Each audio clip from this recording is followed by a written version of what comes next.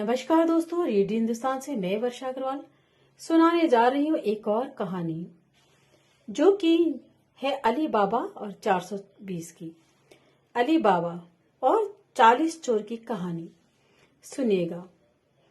अली बाबा और 40 चोर की कहानी बहुत ही फेमस रही है। जब हम छोटे थे तो हम लोग बहुत ज्यादा ही सुना करते थे। सुनिएगा। सालों पहले फारस देश में अली बाबा और कसीम नाम के दो भाई रहते थे। पिता की मृत्यु के बाद ये दोनों भाई मिलकर अपने पिता का व्यापार संभालते थे। बड़ा भाई कासिम बहुत लालची था। उसने धोखे से पूरा व्यापार हथियाकर अली बाबा को घर से निकाल दिया। इसके बाद अली बाबा किसी बस्ती में जाकर अपनी पत्नी के साथ झोपड़ी में गरीबी की जिंदगी व्यतीत करने लगा। वह रोजाना जंगल जाकर लकड़ियां काट कर लाता और बाजार में उन्हें बेचकर जैसे तैसे घर का गुजारा चलाता था। एक दिन अली बाबा ने जंगल में लकड़ी काटते समय 40 घुड़सवार को वहां आते देखा। सभी घुड़सवार के पास धन की पोटली और खंजर थे। यह देखकर वह समझ गया कि ये सभी चोर हैं। अली बाबा एक पेड़ के पीछे छिपकर उन्हें देखने लगा। तभी सभी घुड़सवार एक पहाड़ के पास जाकर खड़े हो गए। तभी चोरों के सरदार ने पहाड़ी के सामने खड़े होकर बोला, खुल जा सिम सिम।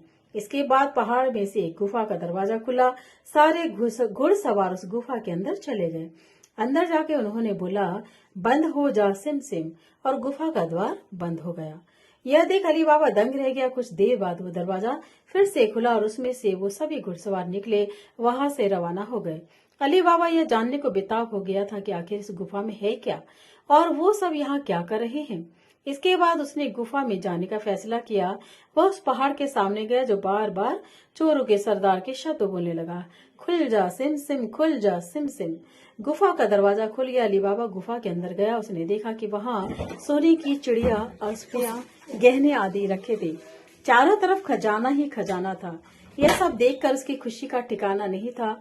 उसे मालूम हो गया था कि वो चोर सारा चोरी का सामान वहाँ यहाँ आकर छुपाते हैं। अली बाबा ने वहां से एक पोटली में सोने की अशरफियां भरी और घर चला आया। घर जाकर अली बाबा ने इस पूरे किस्से के बारे में अपनी पत्नी को बताया। एक साथ इतनी सारी अशरफियां देखकर उसकी पत्नी हैरान रह गई और अशरफियों को गिनने बैठ गई। तभी अली बाबा ने बोला कि ये इतनी अशरफियां हैं कि इन्हें गिनते गिनते रात हो जाएगी। मैं गड्ढा खोदकर इन्हें छिपा देता हूँ जिससे किसी को भी हम पर शक न हो। अली बाबा की पत्नी बोली, मैं इनकी गिनती नहीं कर सकती लेकिन अंदाजे के लिए इन्हें तोल सकती हूँ।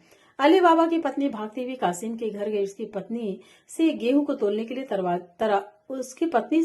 तोलने के लिए तराजू मांगने लगी। यह देख कासिम की पत्नी को उस पर शक हुआ।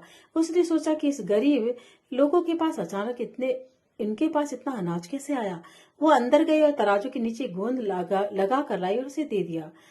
रात को अली बाबा की बीवी ने सारी अशरफियों को तोला। तड़के सुबह उनका तराजू लौट आई। कसीम की पत्नी ने तराजू को उल्टा करके देखा। उस पर सोने की एक अशरफी चिपकी हुई थी। उसने यह बात अपने पति को बताई। कसीम और उसकी पत्नी यह जानकर जल भुन गए। दोनों को रात भर नींद नहीं आई। सुबह होते ही कसीम अली बाबा के घर गया। उससे धन का स्रोत पूछने लगा। यह सुनकर अली बाबा ने कहा कि आपको कोई गलतफहमी हुई है। मैं तो एक मामूली लकड़हारा हूँ। कसीम ने बोला कि तुम्हारी बीवी कल हमारे घर से अशरफियों का तोलने का तराजू लेकर गई थी। यह देखो अशरफी तराजू पर चिपकी मिली है। सब सच बताओ, नहीं तो मैं सबको बता दूंगा कि तुमने चोरी की है। यह सुनकर अली बाबा ने सच सच सारी कहानी बता दी। कसीम के मन में लालच आया। उसने खजाना हथियाने का प्लान बनाया और अगले दिन गुफा पहुंच गया। चुपचाप वह अपने साथ एक गधा भी लेकर गया ताकि वह उस पर खजाना लाद कर ला सके। गुफा के सामने पहुंचकर उसने अली बाबा ने जैसे उसे बताया था ठीक वैसे ही कहा, खुल जा सिम सिम। बोलते ही गुफा का दरवाजा खुल गया। अंदर पहुंचकर चारों तरफ खजाना देखकर वह भौचका रह गया। उसने बोरियों में सोने के सिक्के भरे और बाहर निकलने का समय क्या बोलना है वह बात भूल ही गया। गुफा से बाहर निकलने के लिए कसीम ने तमाम प्रयास किए लेकिन कोई रास्ता न निकला। वह गुफा के अंदर कैद हो गया। कुछ देर बाद जब चोरों का गिरोह वहां पहुंचा तो उन्होंने देखा कि बाहर एक गधा बंधा है। वे समझ गए कि यहाँ कोई न कोई चोर आया है और कसीम को देखा वहां छिपा हुआ था। उन्होंने कसीम को ढूंढकर मार डाला। इधर जब कसीम घर नहीं पहुंचा तो पत्नी परेशान हो गई। अली बाबा के घर जाकर बड़े भाई को ढूंढ कर लाने के लिए बोली। अली बाबा गुफा में पहुंचा तो उसने देखा कि भाई के गधे को घास भाई का गधा तो घास चर रहा है। वह समझ गया कि कसीम अंदर गया था और चोर ने उसे पकड़ लिया। अली बाबा जब गुफा के अंदर गया तो देखा कि कसीम की लाश पड़ी है।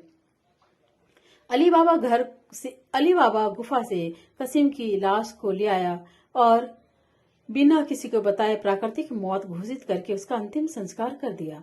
कसीम की पत्नी के कहने पर अली बाबा और उसकी पत्नी कसीम का व्यापार संभालने लगे और उसके साथ रहने लगे।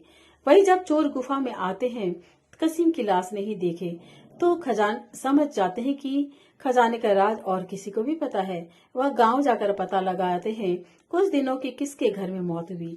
चोरों को अली बाबा का घर मिल जाता है। चोर ने उसके घर के बाहर क्रॉस का निशान लगा दिया, जिससे रात के समय उन्हें उसका घर समझने में आसानी हो।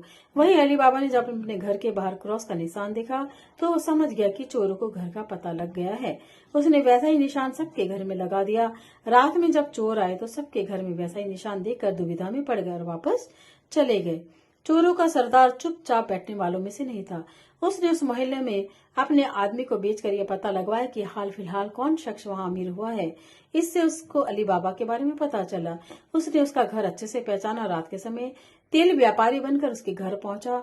तब वह अपने साथ तेल के 40 पीपियों को लेकर गया, जिसमें 29 में चोर थे, एक पीपा तेल का था। उसने सोचा कि रात में जब सब सो जाएंगे तो वो सब मिलकर अली बाबा को मार देंगे।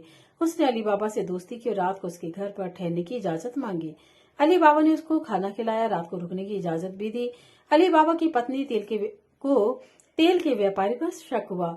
उसने सारे पीपों को खटखटाकर देखा और वो समझ गई कि एक पीपा में तेल है और बाकी आदमी हैं।